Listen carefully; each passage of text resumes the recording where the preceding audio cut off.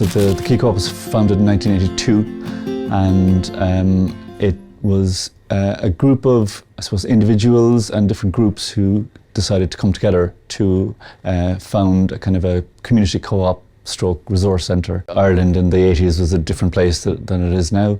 So these groups were feminist, lesbian and gay, anti-apartheid, C&D. So they felt that they needed to set up a centre where they could affect change, that Ireland wasn't, you know, a lot of people in those groups in the 80s would have emigrated. So people who didn't want to leave and who wanted to make Cork and Ireland a better place. I think the advantages of working in the co-op is that everybody has a say in how the business is run, the direction it takes, the ethos of the business. Not everybody in the Quay Co-op is a member, but everybody here can become a member if they want and if they're committed to the place long term. I started here when I was 21, and a lot of the kind of membership now is kind of from, I suppose, age 30 upwards, people who have been here a long time.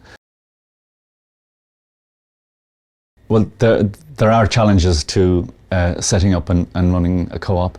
I think probably one of the biggest ones at the start was finance. There just wasn't any for a business like us and what we were about. There's also, it can be difficult having a large group of people and trying to come to an agreement, come to a consensus.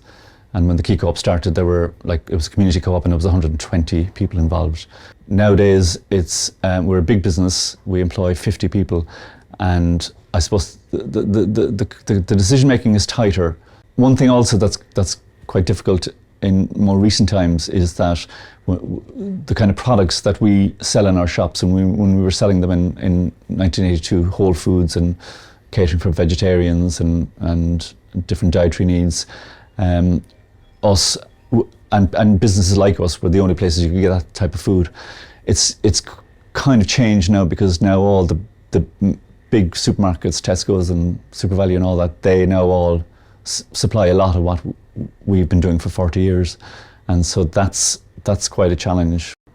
And one good thing about not just co-ops, but businesses like ourselves around Ireland, and some are co-ops and some are not. We are communicating a lot more now at the moment, I think, because things are a little more difficult in terms of competition and how we need to adapt. I think running a business like this and what makes us different or what makes us stand out, I think we're a more kind of organic business in that, I mean, in our development and our evolution, and that the decisions that are being made and the direction that the business takes comes from the people working on the ground, which is quite different from a larger, more traditional business, which the direction and the idea is probably coming from one individual.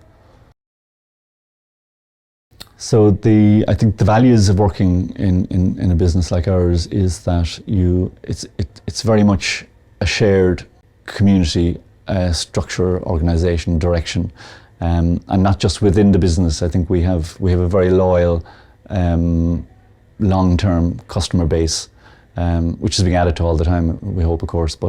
But I think people see the Quay Co-op as somewhere that reflects a lot of what they're about and their identity as well. People who've been coming here over the years, either for the activism or the food. Probably one of our strengths in relating to our customers, our customer base, is that we have a very hands-on, personal, I think, approach in our staff. So, like Nancy now and Yvonne, who work in the shop, would know a lot of the customers who come in by name and would always recognise them and say that. Also, in the kind of more modern times, then we have put a lot of effort over the last year into promoting ourselves online, social media and all that. That's something, of course, hadn't been invented in 1982, but something that we need to do more and more of.